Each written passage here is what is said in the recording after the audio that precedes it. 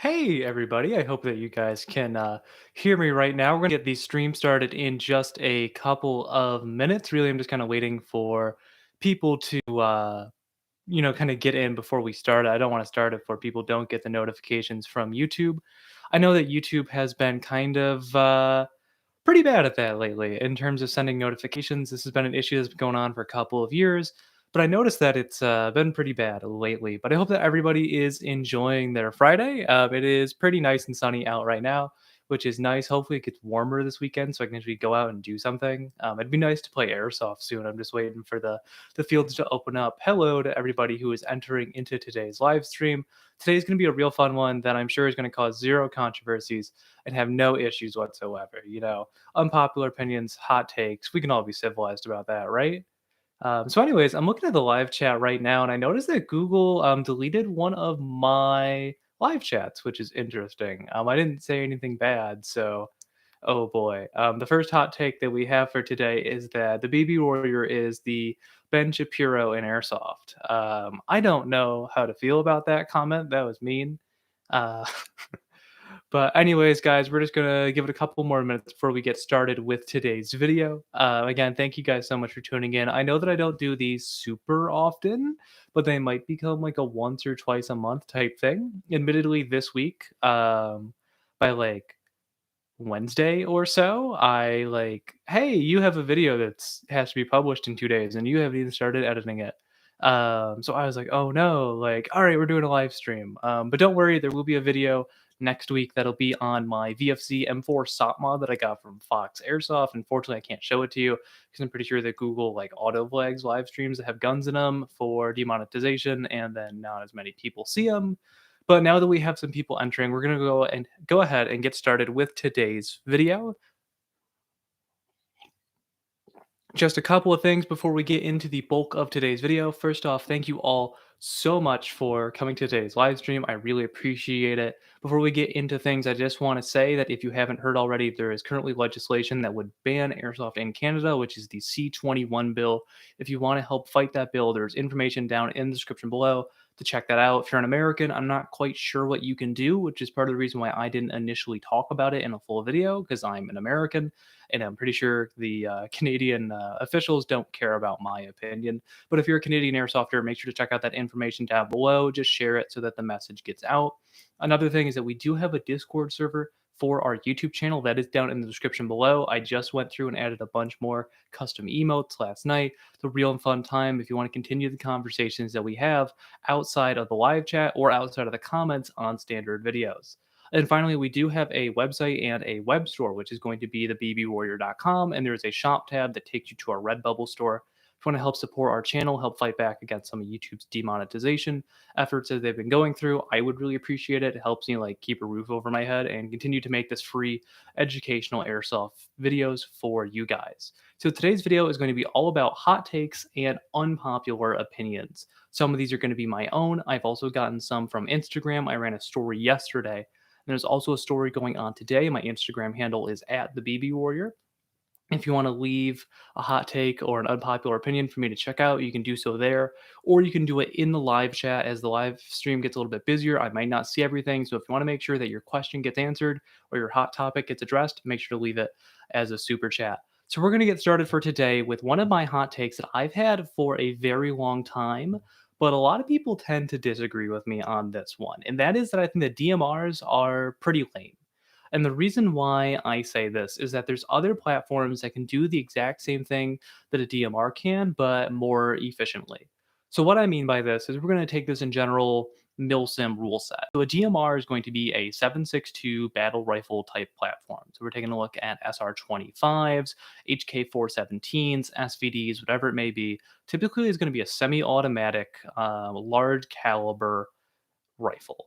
And by doing this, it gives you some advantages over the standard rifleman, which is going to be a higher FPS.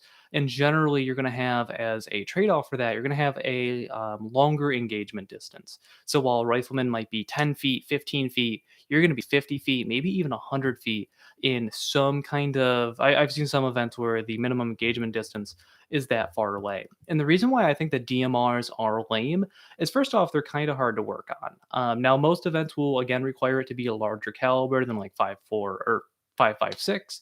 So you can't just put a scope on your M4, put a suppressor on it, and call it a day. So if you have to have some sort of weapon system that is built around being a DMR, I think that there's other things that can do the same thing, if not better.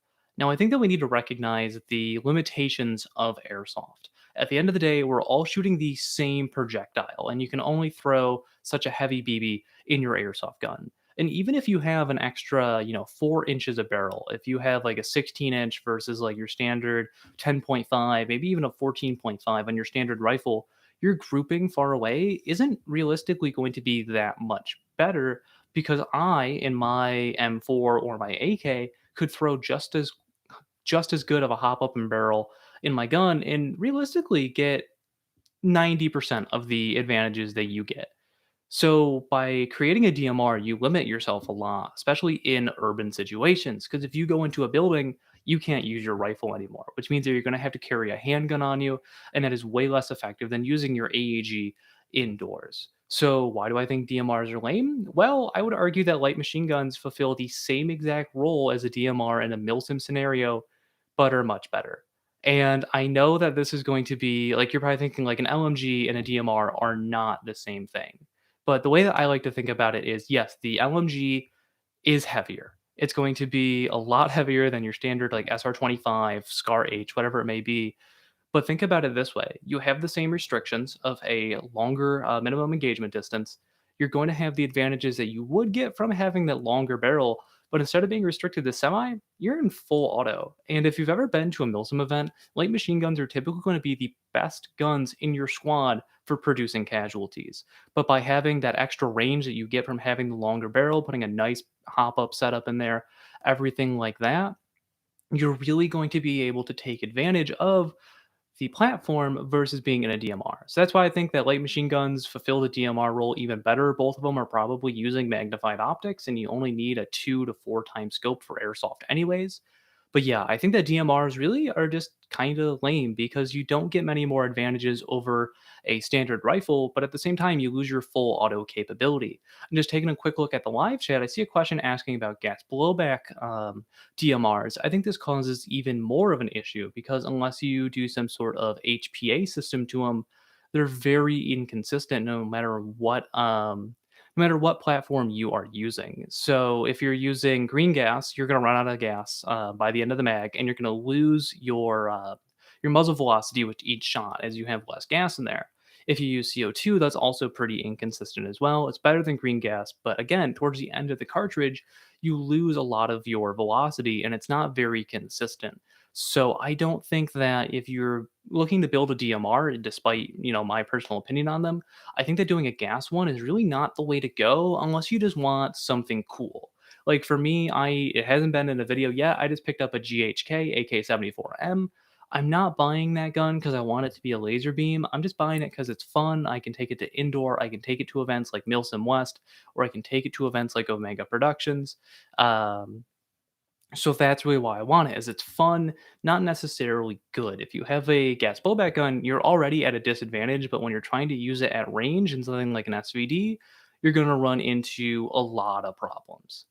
Taking a look at some more of these again, some of these are my own personal opinions. Other ones I got from our Instagram story that we ran yesterday. And this one is going to be actually from my buddy eHouse over at Gun Gamers. And that is that your personal fitness is better that or matters more, excuse me, than your guns or your gear. And this is something that I have felt for a while, and it's something that I try to personally work on myself because it doesn't matter if you have the best airsoft gun out there, if you have a full cry kit, if you can't run 100 feet, you're not going to be very effective on the airsoft field. And at the same time, by like improving your physical fitness, you're going to be able to carry more on the airsoft field. So like when I like first had the discussions that made me think about that DMR versus light machine gun thing we talked about a second ago, I'm like, well, the counter is that like a light machine gun is much heavier than a SCAR H or an SR25, but like, and I'm saying this as somebody who is super scrawny. Don't get me wrong, just lift more.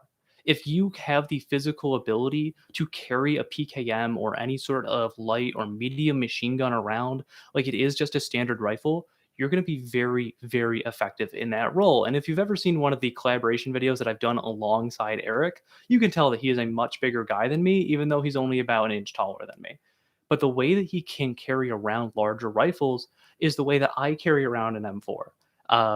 So definitely your physical fitness. And I'm not saying that you have to get like jacked to play airsoft, but like being able to sprint, I feel like is a really important thing in airsoft. Like I don't think that you need to, even for milsim events, you need to have some basic endurance to be able to survive playing for 12 hours a day, but for the most part, the physical requirements of airsoft, even longer games, is more about just like intermittently running fast, surrounded by some breaks. You're not going to be going full speed for 12 hours. Just as long as you have the ability to stay on your feet for 12 hours and occasionally do some sprinting, I think you're going to be fine. Like the bar is pretty low for airsoft, but I think that by improving your physical fitness, you're going to be better. You're going to be a much better player. You're going to be able to maneuver better. And it's ultimately one of the best things that you can do as an airsoft player. So my personal recommendations is just be able to just go out and run some more, do sprints, things like that. Because when you have to run from building to building, whatever it may be, it's really going to pay off. I'd also recommend if you're looking to go to larger Milsim events like a Milsim West, practice with your ruck, get used to carrying that because that was one of the big downfalls for me in my first Milsim West is I didn't train enough with my pack and it was really uncomfortable even though it was only about 30 pounds on my back. I just never took the time to really get used to that weight. This is also an article that Eric actually wrote for me on the BB Warrior website talking about how to pack for a Milsim game. I'd highly recommend checking that out if that is your thing. And I do see a question in the live chat right now from AJ, which is, do you think kids should not play airsoft? And I understand. I've heard a lot throughout the decade that I've been playing airsoft, people complaining about kids, saying that they ruin the game or they just don't like them being around. But you have to think about it. Like, these are the people that will take airsoft from us someday. Like, when I first started playing airsoft, 11 years ago now, I was that annoying 11-year-old kid. I can guarantee it.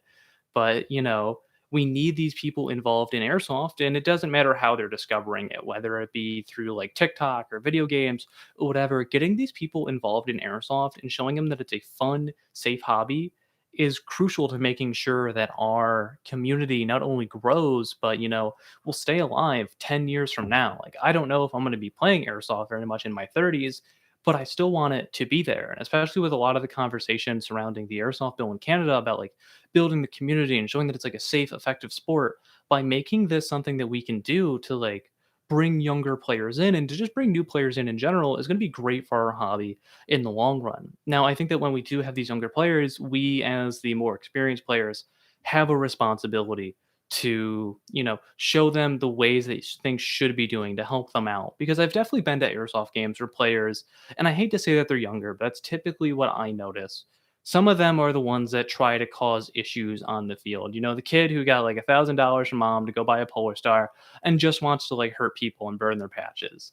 We need to like reinforce that that is not okay to get those sort of, I don't want to use the word toxic, but it's the word that comes to mind, to make sure those players know that like, hey, this is not welcomed in our community, and to embrace the players that are there just to have fun and to not like use this as a way to hurt people basically.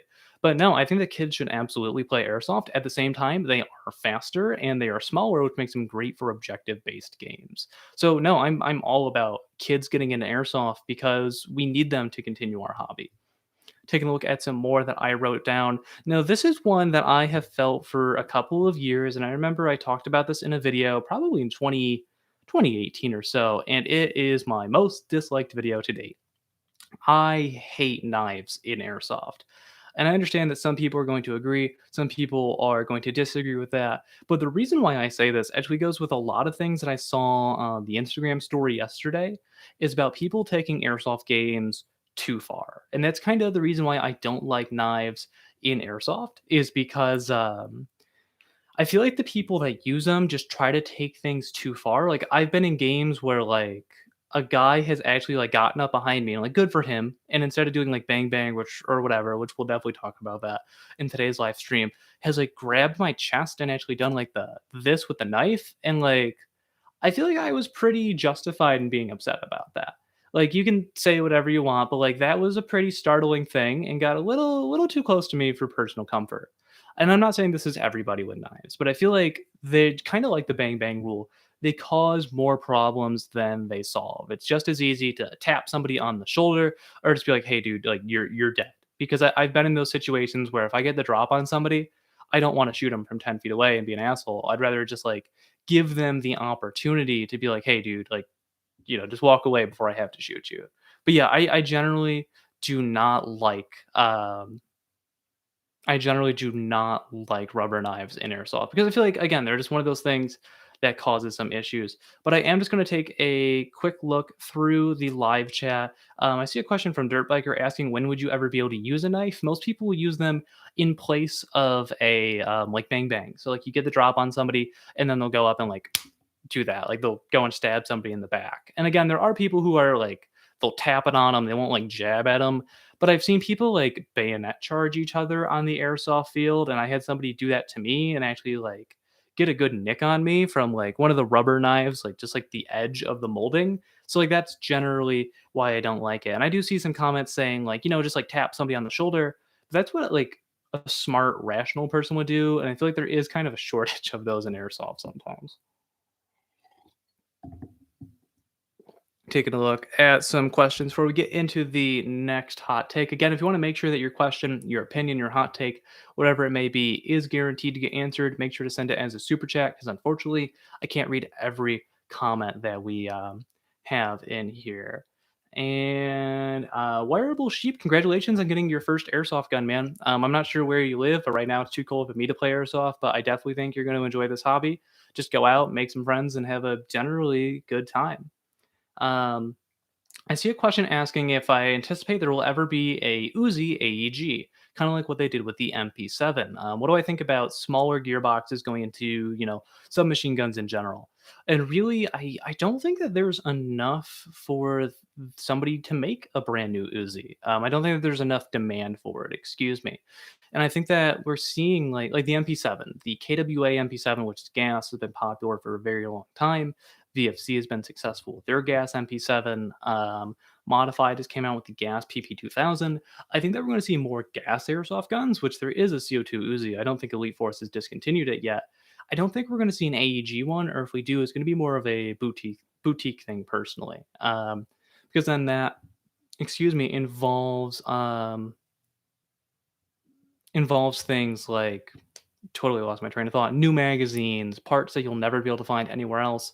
So I think the gas is just going to be the way to go for these sort of things, especially because like it's a very small barrel. I don't think that's going to do very good as an AEG, even if they do like a reduced gearbox or like an AEP gearbox, like you see in Cyma G18s. I just don't see it being very viable, in my personal opinion. Another question before we get into the next hot take is going to be what upgrades did you get on your first airsoft gun? Generally, I would say the best upgrades that you can get for your airsoft gun is going to be your barrel and hop up, which doesn't require you opening the gearbox, which for a lot of people is a very reassuring thought that you're not going to like screw everything up in there. Besides that, you would also recommend getting some sort of MOSFET so you have better trigger response. Personally, I like the ones from Gate, but there are other great options on the market. And then something that not a lot of people think about is improving your BBs and your power source. I've seen a lot of people who buy fantastic airsoft guns, then throw crap BBs in their gun and worry why they have or wonder why they have jams, why they have issues. So that would be my personal advice. A better motor as well. I forgot to mention that. But there are upgrades you can do to an airsoft gun without opening the gearbox, where you'll see significant performance upgrades. But I definitely think one of the best things you can do is throwing in a MOSFET, again, like a gate product. But there's other upgrades you need to do alongside that, like having a nice LiPo and also using a better motor for the airsoft gun. And I'm just going to be taking a look at some more hot takes before we get into more questions. Towards the end of the live stream, we'll probably do exclusively Q&A like we typically do on here. And one of the ones that I saw a lot on our Instagram story that we did yesterday is that really like high-end expensive guns aren't much better than your $300 to $400 airsoft guns. And this is something that I'm going to have to agree with. I do see a super chat. Thank you so much, man. I really appreciate it. I will get to your question as soon as I am done with this. And in general, like let's take a look at the differences between like an Umbrella Armory's gun versus a VFC Avalon or a Crytek. I think the main advantages that you're going to see with the Umbrella Armory's guns is that yes, it is a better airsoft gun. We cannot argue about that because it has all the parts in there, all the teching. It's a DSG. It is arguably a better airsoft gun. But what I would argue is that the performance that you're getting for that is not enough for me to justify spending an extra $800 on it. If you can justify it, go for it. But for me, by buying a VFC Avalon or a Crytek, throwing again the MOSFET, a better motor, a better hop up and barrel, you can get, 90% of their performance, maybe not in full auto, but you can get most of their performance for several $100 less. And that's kind of where I draw the line on what's worth it for me. So taking a look, how do I think about, or what do I think about RCXDs? I made one and used it last weekend with mixed feelings from the other team. In general, I think that things like RCXDs and drones can feel a little cheap when you're on the other side. If you're the one using it, I'm sure you feel super cool, don't get me wrong. But yeah, in general, I just don't I could see it being very cheap and not feeling that it's fair in an airsoft game. It's something that only one person has, and generally there's like specific rules tied around it. Like I remember there was I remember there was a video from some airsoft sniper YouTuber about where they attached a pistol to a drone and you couldn't shoot back at the drone, but he could shoot you and get you out. And I feel like something like that would be really cheap. And obviously, that was probably just for the views because that's what airsoft sniper channels are.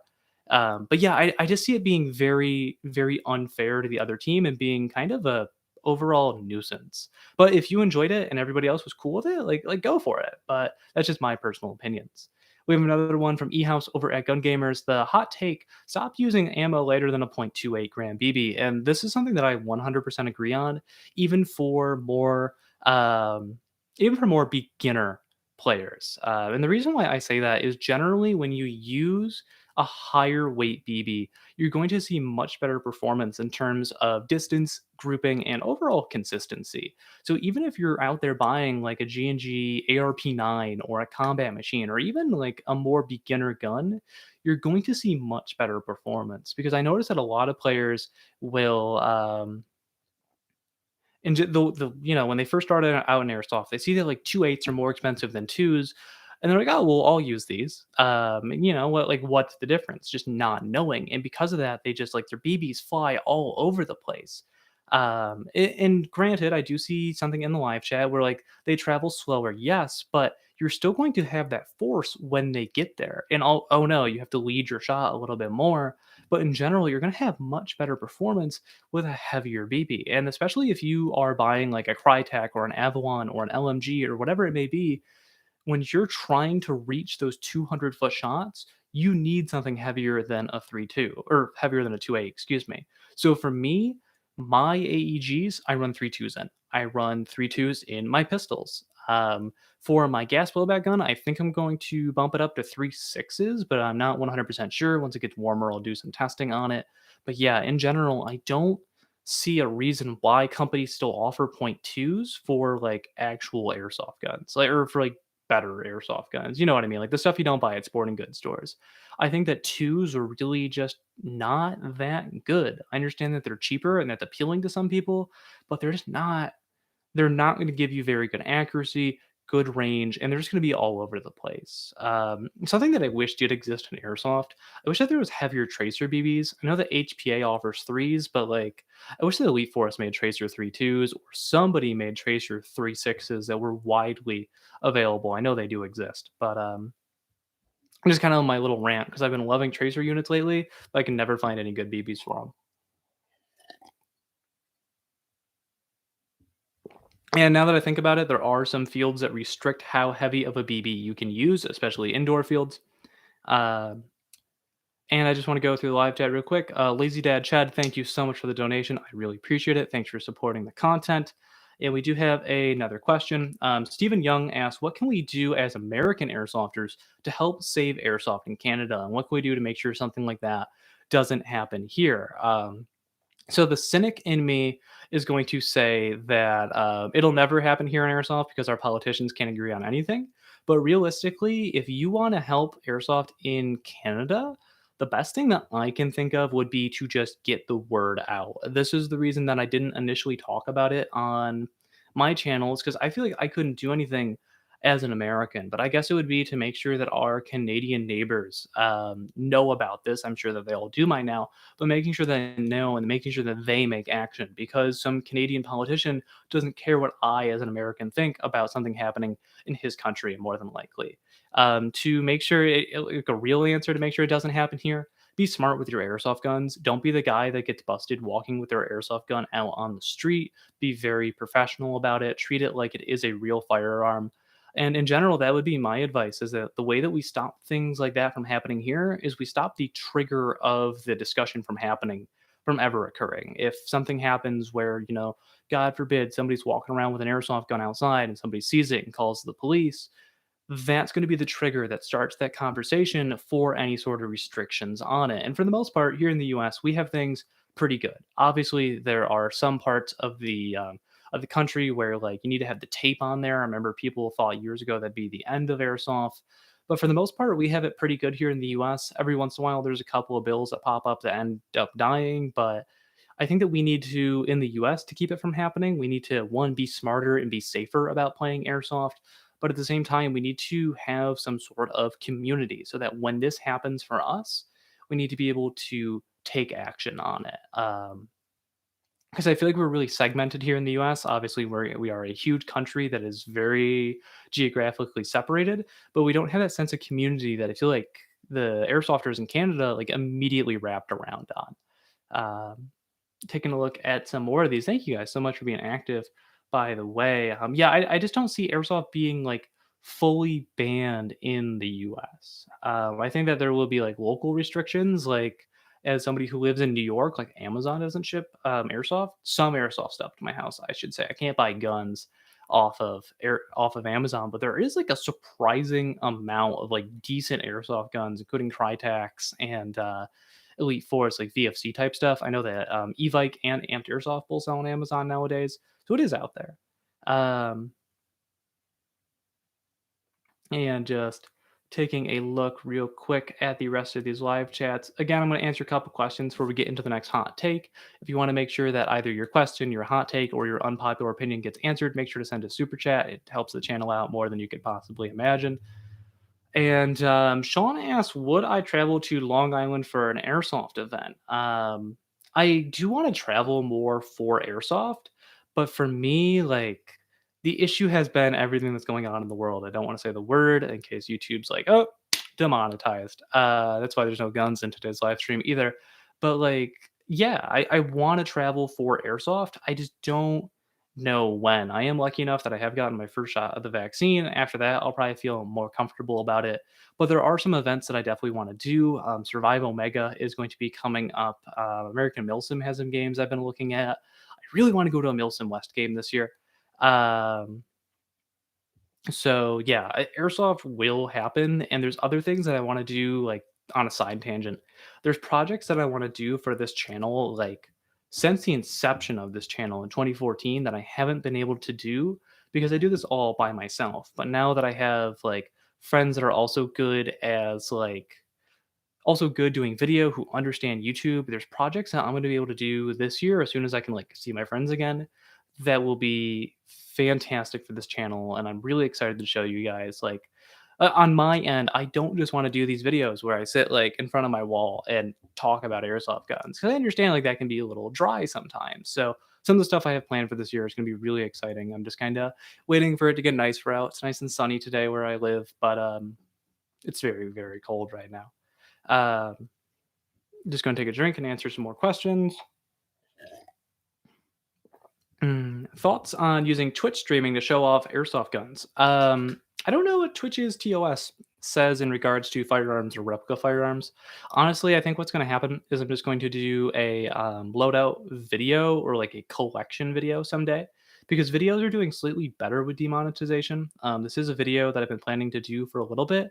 Demonetization is really weird here on YouTube in regards to airsoft guns because I've actually if you don't make your own YouTube videos, how it works nowadays is when you're going through and you're uploading your video, YouTube will ask you, "Hey, here's a list of things that would like keep your video from being monetized. Do any of these apply to you?" And the ones for guns are very they're very vague. So the one that I always select is my video contains firearms that are being used in a safe manner. In the way that YouTube words it, something along the lines of at a shooting range. So I always click that because my guns are shown in a safe manner. I don't show people getting shot with them. That is one of their things. If like airsoft gameplay basically has its own category, and then YouTube doesn't believe me, and then they immediately demonetize the video as soon as like, it'll be fine, and then it publishes, and they're like, "Oh, bonk, demonetized because you weren't safe with your airsoft gun." And even when you do, like, an automated review on them, it'll come back, like, like, 30 seconds later, and they'll be like, "Nope, unsafe." So I feel like their, like, actual platform has some issues with it. At the same time, I think the issue is relying on ads for revenue, but we'll talk about this more in a future video. Yes, Eric, I want to get drunk on camera with you again. It's been too long. Our collaborations are always the best. So we're gonna get into another hot take. Again, I'm actually gonna check Instagram real quick, see if we got any good ones. And again, if you want to submit them, either super chat in the chat or on the Instagram story that we have.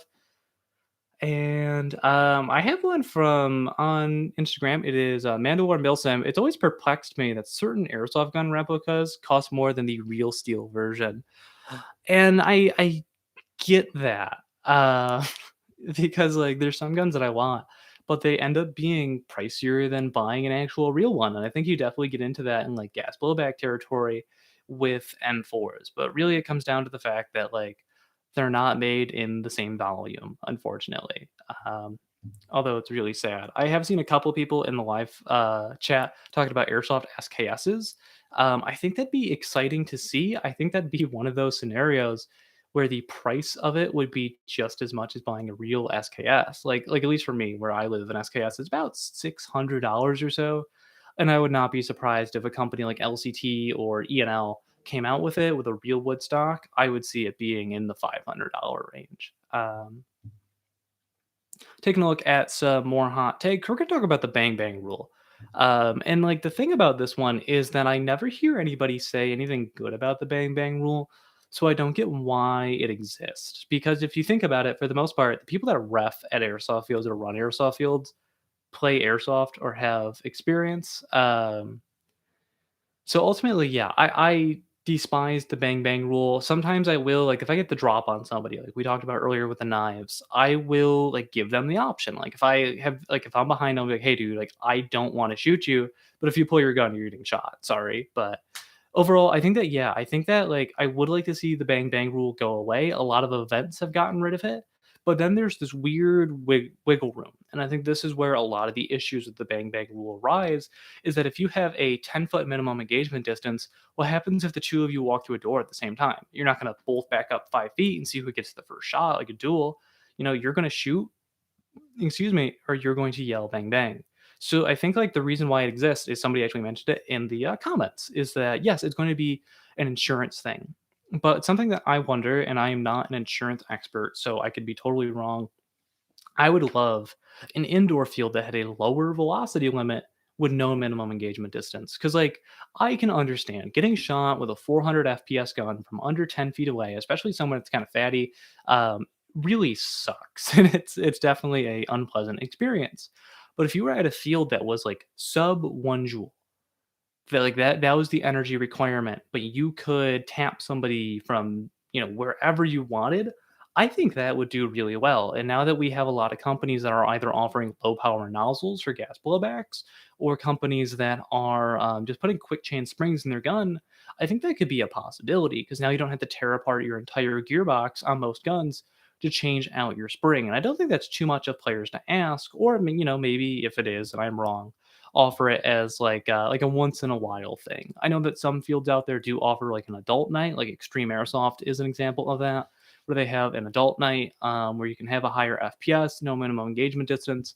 But for general gameplay, I wonder how that would work if a field said like 330 is our limit, but there's no minimum engagement distance. I feel like something that doesn't work very well is when that's mixed outside of like a milsim event. So like if it's yes 350, 10 foot, or like 325, 0 foot minimum engagement distance, I think the people with 350 are just going to abuse that and be like, nah, dude, my gun chronos, and cause a lot of issues.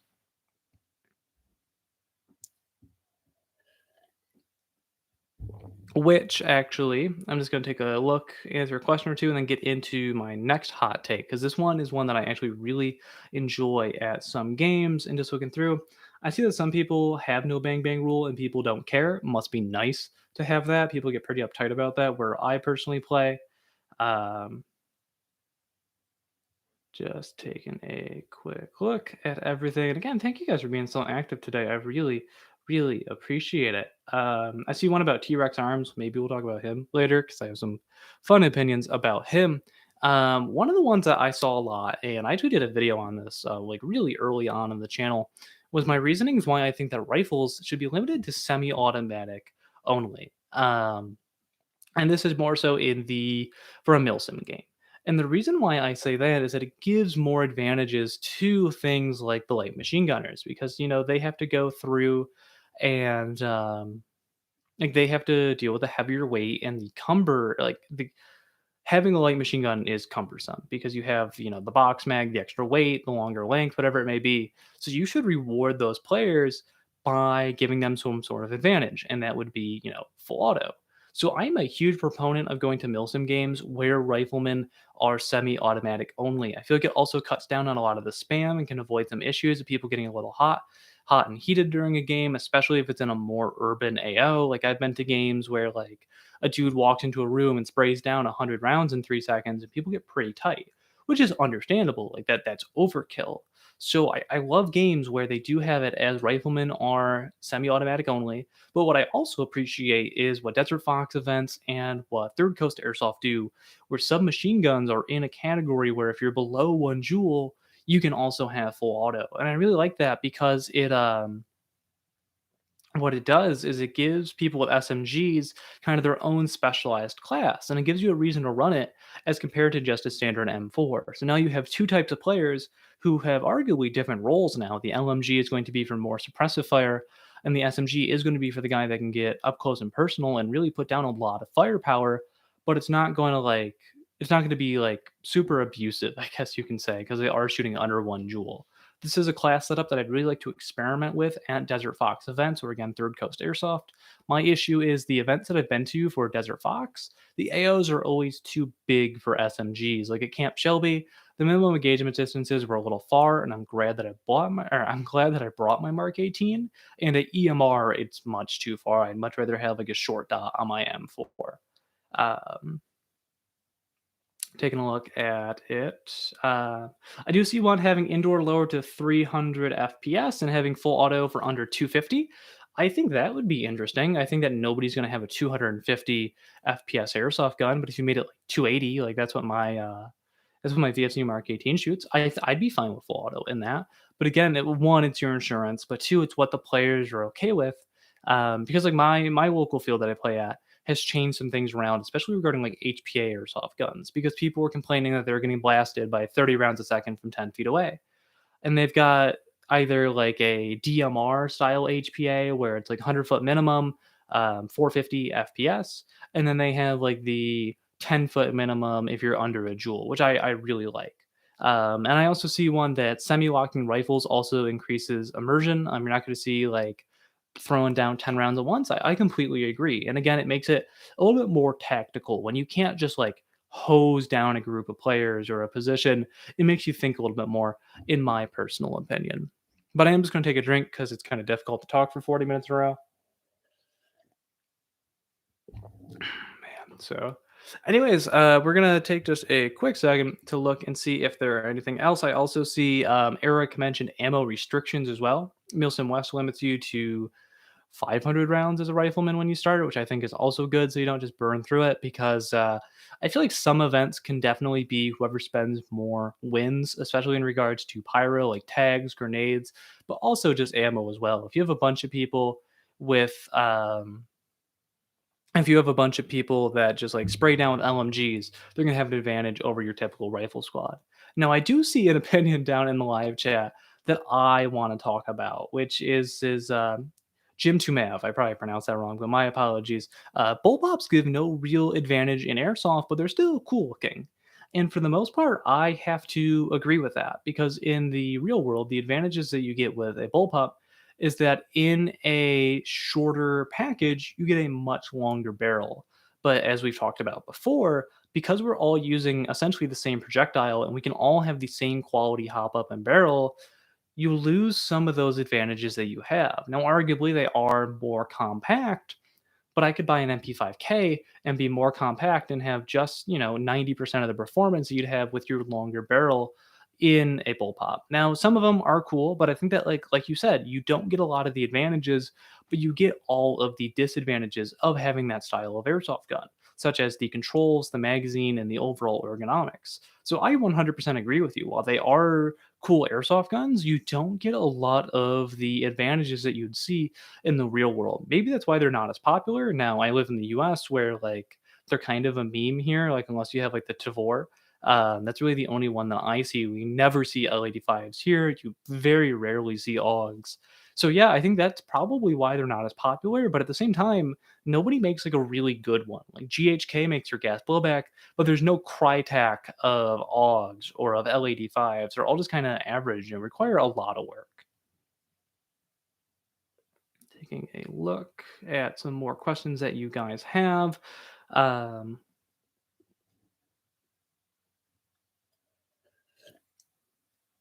I should say for you guys real quick, I actually post all of my live streams after, so if you miss things, I'm not sure how long it takes YouTube to convert it to an actual video, but everything stays up on the channel. So if you missed everything, or if you missed anything, excuse me, it'll be fine. You'll be able to go back and watch it. I've also been creating the live stream highlights that I've been posting on Tuesdays here on the channel. I hope that you guys have been enjoying those. That might switch over to a Monday, Wednesday schedule, but I'm not 100% sure yet. Today's live stream, admittedly, like I mentioned at the beginning, is I got slammed with schoolwork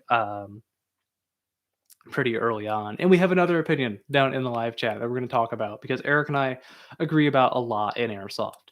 And that is that measuring the velocity and the energy in airsoft instead of using feet per second or meters per second should be done in joules because otherwise it's very dumb. And I 100% agree with that. So the main advantage that you're going to get with using joules as opposed to using velocity is that velocity can be changed fairly easy by what projectile you're using. So if you are shooting 400 with a point 0.2, that's roughly 350 with a 2.5. But at the same time, if you measure with joules, you're calculating the energy that that BB is leaving with, which arguably matters more because the main issue with people is that they're getting hit too hard by the BB. So velocity doesn't matter because as it travels to them, it's going to lose velocity due to friction in the air. You're going to want to focus on energy because that more or less is going to stay consistent than velocity. So I 100% agree with that. I think that's a much better way to run chronographs. I hosted a game a couple years ago and we did it by joules because there's less ways to cheese it. Basically, you're not going to cheat around joules in the same way that you would with FPS. It's also a much more consistent way of measuring. So yeah, I wish that it was the standard in airsoft, but I think it's an issue of educating field owners to be like, hey, you've been doing it this way forever, but here, excuse me, is a better way to do it. It also deals with jewel creep as well, which I see Dan mentioned down in the live chat. It's just going to make sure that one, you're protecting your players, but two, it's going to make sure that you are making sure that everybody's on a level playing field, like HPA guns versus like AEGs, whatever it may be. You're just going to want to make sure that you're doing that so that's equal with everybody.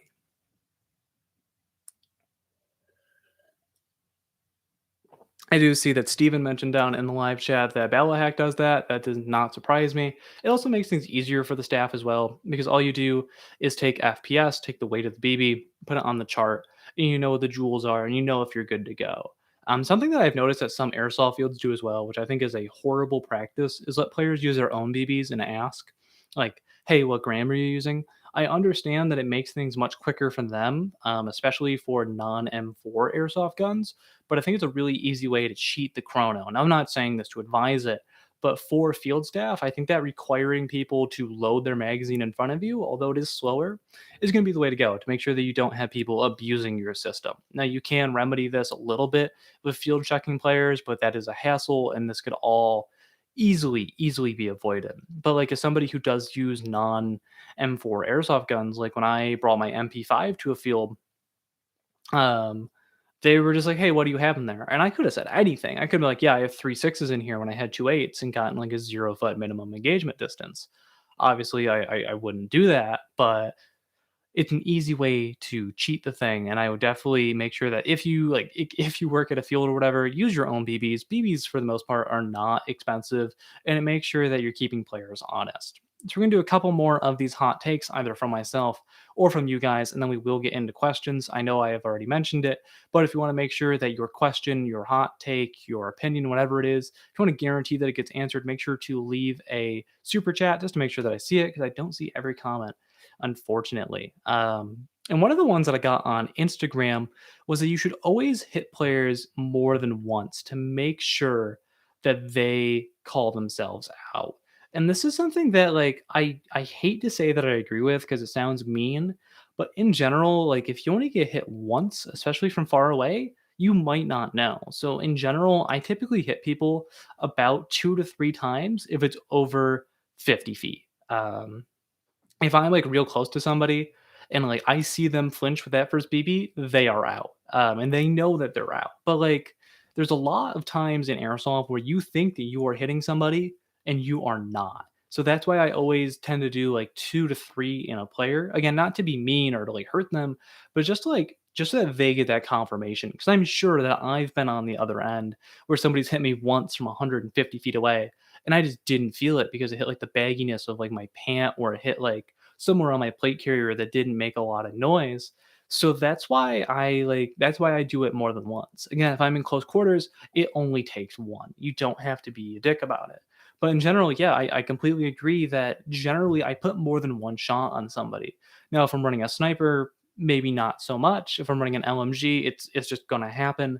But I think that like once you're over 100 feet, you're already firing more than one shot at the person anyways. It's probably just gonna happen. Um, Taking a look at some more hot take. Plate carriers stop you feeling hits to the chest.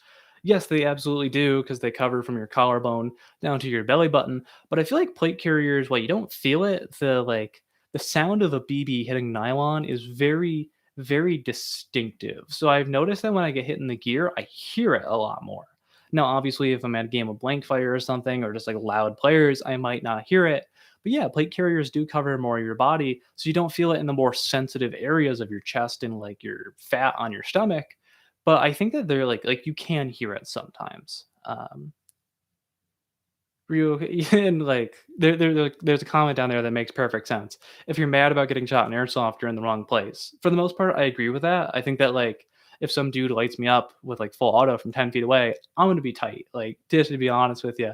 But yeah, you're getting paid to get shot, as Dan says down there. Um, Quinn's asking why are ACOGs so expensive? They're like $800 because they're a Trigicon product. They're a magnified Trigicon product that is powered by the sun. Also, they are used by the army, so they can charge whatever the hell they want. But I mean, they're good optics. They have bad eye relief, but I mean, they're a rugged optic, and that's why they cost so much. But like, EOTechs cost a boatload of money, aim points cost a boatload of money, and those, for the most part, are magnified. But as you like put magnification and like tritium in your optics and things like that, yeah, they're going to get much more expensive. But they're a wonderful product that'll never die on you unless you get shot by a BB. So that's typically why you see them be so expensive. And like there's obviously um like a huge discrepancy in optics in airsoft because there's $25 optics and you can go and buy real optics for again $800, stuff like that. Now some of these companies do offer great warranties. I see that there's a comment down there about Vortex. I think Primary Arms has good warranty, and C Star back when I started playing airsoft had a wonderful warranty of like no questions asked. But I think that like Again, it's gonna be an American-made product versus something made by a child in China, just to be completely honest with you. And I think that's where we see a lot of those differences. Customer support also plays into the price of it, but I feel like nowadays we have a lot of great, like, entry-level AR-15 type optics. Like, again, Vortex Primary Arms is what I personally use, HoloSun, SIG. A lot of these companies make optics that are great for airsoft because 'cause they're, like, just good enough to be used on a real rifle, so they'll obviously be fine on an airsoft gun. But when you're buying a $25 red dot, you get what you pay for. That's definitely a part of this hobby where when you don't spend a lot of money, you're going to notice a significant decrease in quality. Like fake EOTechs are pretty bad for the most part, especially if you put them on a gas gun because they're cheap and you're paying for it to look like an EOTech versus having, good internals. Dirt Biker has a hot take that AKs are better than M4s, and for airsoft, I'm going to wholeheartedly disagree about that as somebody who just bought an AK. And the reason why I think that like M4s are better than AKs in airsoft purely comes down to part support and what's available. In general, the ergonomics of the M4 are better than AKs, in my opinion, mainly because of the selector switch. Being able to manipulate it with your thumb or either of your thumbs if you have an ambidextrous M4 is just much more convenient than doing it on an AK, where it's going to be on the right hand side of the receiver. The charging handle is also on the right hand side. It's a very, I don't want to say that it's awkward, but it's definitely not as fast as using an M4. And now that my AK is a GHK, so it's gas. So when I run out of rounds in it, I do have to manipulate it. I manipulate the charging handle, excuse me. So I think that AK is just one. I think that their controls are a little bit outdated. I think that like the Galil really solves those issues, but at the same time, just the part support and everything that's available for M4s just is much better than what you can find for an AK. Now, does that mean that I hate the AK platform? No. If I did, why would I have just bought one? But I definitely see the advantages in an M4 style platform. I also think that a lot of the airsoft ones out there have better balancing, which I did see in the live chat as well. And then once you get like like let's say putting a rail on an AK is a pain in the ass compared to doing it with an M4. Because if you're going out and buying like a Zenetco handguard, one, the thing just added like 3 pounds to the front of your rifle. But two, you also have to sand down the rifle, you have to sand the furniture, put Loctite on it. It's much harder than like putting a Mark 18 rail on an M4, for instance. So that's why I think that M4s are just kind of generally better in airsoft. It just because like there's more support available for M4s. I'm sure that if AKs got the treatment that M4s have gotten for the last 20 years in airsoft and the V3 really had the advances that we've seen in the V2 gearbox, I think they could be just as good. But from an ergonomic standpoint, I just like the controls of the M4 platform much, much better. Eric, did you get a comment that was taken away? They didn't like when I said, oof, that's a hot take before the live stream started. So, like, I'm not quite sure. YouTube's very interesting with their automated removals. But we're just going to take a couple of more questions before we call it for today. Unfortunately, I am in college right now, so I got to go to a class at some point today. Um, One of the ones that I saw on Instagram is that Speedsofters have the aggression that Milsim players wish they had. And this is one that I wholeheartedly agree with because I know that, like, in general, Speedsofters get a pretty bad rap from Milsim players, but I think that Speedsoft players are some of the best players that you can find.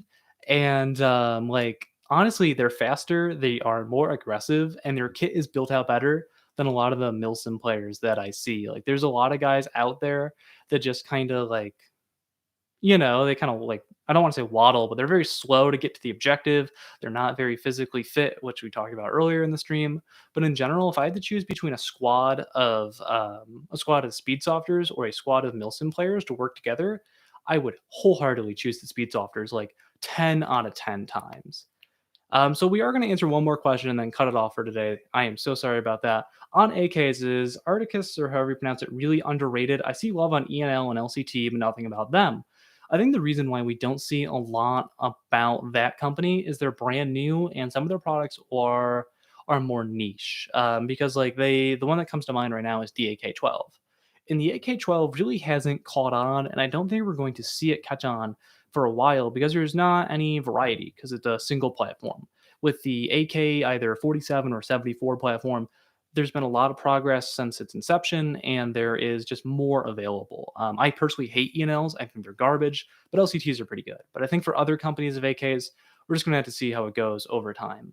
But anyways, guys, I just want to say a huge thank you for tuning into today's live stream. I really, really appreciate it. Again, if you want to help support the channel, make sure to hit the subscribe button down below. Turn on notifications so you get notifications when we post new videos or new live streams just like this one. Again, if you are a Canadian Airsofter, take action against C21. There's information for that down in the description of today's live stream, as well as a link to our Discord server to continue the conversation outside of our videos. I hope that you enjoyed today's live stream. There will be an actual video coming out next week, and maybe we'll make live streams a bi-weekly thing. But this has been Lane from the BB Warrior talking about my hot takes and some of the unpopular opinions of the airsoft community. And I'll see you guys next time. Have a great day, guys. Enjoy your weekend, and I'll catch you later.